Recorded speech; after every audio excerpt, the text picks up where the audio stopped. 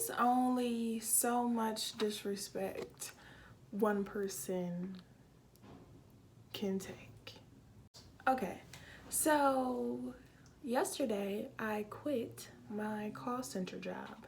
Now I'm not gonna go into where I was working, but I will talk about what kind of call center I worked in. The call center that I worked in was inbound calls and occasionally the outbound. But anyway, fast forward to the hiring of it all. I got the job on like Indeed. I applied with my resume on Indeed, and then they called back almost immediately, and you get hired in, take a drug test, blah blah blah, not a big deal. So I've never worked in a call center before, ever. And after this, I never will again, but I never worked in a call center before, so I wasn't exactly sure what to expect or not. I know that people get mad over the phone. I know I've hung up on a customer service rep before. I've never talked to one mean or disrespectful, but it's kind of like when you get frustrated and you just gotta end it. You don't want to talk to this person that you don't know anymore. So I understand the hanging up thing. So that is one thing I expected. What I didn't expect is for people to be so angry. I mean, I worked at a place that I didn't think that it would be angry people, like of all ages, like just peed off. Now, I don't work, this is not, I wasn't making calls like pay me no money, you owe this much, we gonna come take your car, like I wasn't delivering any bad news. I'm purely here to help you troubleshoot, and then help you step by step how to use your product. So it was like that kind of thing, more like a, if you need help, call this customer service line for help. So at first I started off as what they call a generalist. So that means that you basically learn the variety of the products that this place sells, and then when people call in, you have a smooth glazed over view of what each product does. I started off as a generalist, so if you call something's broken, I'm going to help you step by step how to fix the problem. If that doesn't work, I'll set up a repair. Simple, easy. Now those calls I worked around Christmas time, so those calls were like back to back to back to back. Literally my first day taking calls was Black Friday, and it was not as busy, so me taking calls, I felt, my first few days, since it was so slow, I'm like, oh, okay, this is how it's always gonna be. No, it wasn't. It definitely did pick up, and after it picked up, they moved me up to be a supervisor on their escalation line. So by the time I jumped up to the escalation supervisor, the calls are less busy. On a supervisor line, it is not as hectic as the tier 1 people, because tier 1 is whenever somebody dials that 1-800 number, boom, you're on with somebody, and then you get transferred up if the situation warrants it. So like certain situations that are a little touchy and you need to speak with somebody else, like bans or financials, or something serious where you need to talk to somebody else. It's just hectic. Okay, being a supervisor, people think that you are their genie and they can just rub on you, and whatever they think the last person said wasn't right, that you can override and fix. Well, that's not true. But everybody wants to be happy, and I feel like we live in such a world that is just, the customer is always right, that people feel entitled to do and say whatever they want to say. And let me tell you something. That goes into the reason why I quit, okay? Because you're not going to talk to me however you want to talk to me. You're not going to do whatever you want to do, and I just had to cut that short. So I've been working there for 8 months, and like recently, like this last month, I just felt like it was way too much for me, okay? Because people was on there talking reckless. And you know what, like, the thing about it is, on a call center or on a phone line, you can talk however reckless you want to, because you know I can't pull up on you. You know where I'm at, and you know you far away from me. You know I can't just pull up. You know I'm not gonna do that. So people just talk reckless to you. They don't care nothing about you. They'll talk about you, your mama, your cousin, them, your kids, your dog, your cat. I mean, I've been called so many derogatory terms. And let me tell you, the place I work, you would think that all the calls would be so happy. Like, these people are so excited. They got these products. Like, I can't even say what it is, because, like, I still love that company. But I just didn't love the customers. So, that's whatever. But you would just think that the nature of the environment, that people would be happy, but they're not.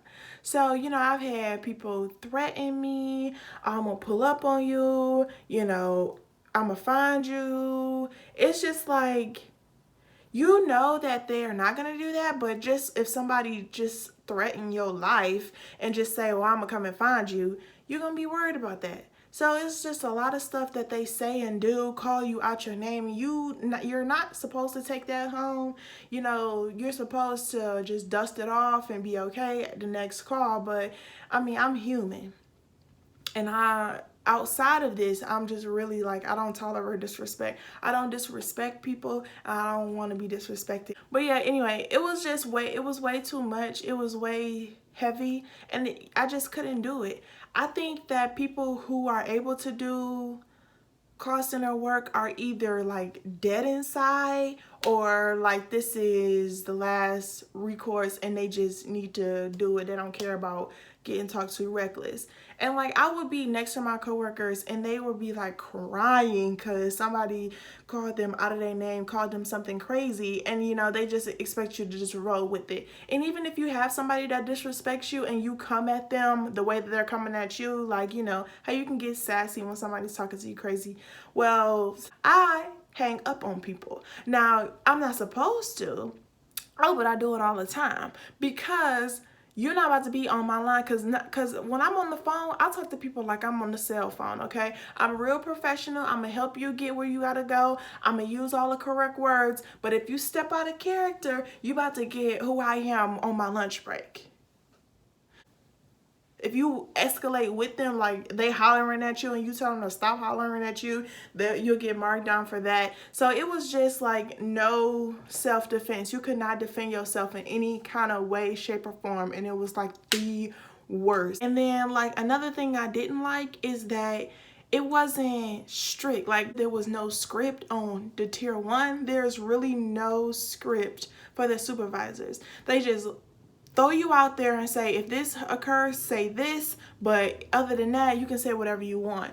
So I had a lot of people who would call and their kids stole the money out of their credit card and ran up all of these charges, and then you would like try to get down to the bottom of it, try to find where the charges came from for them, because they swear it's not their beautiful angels.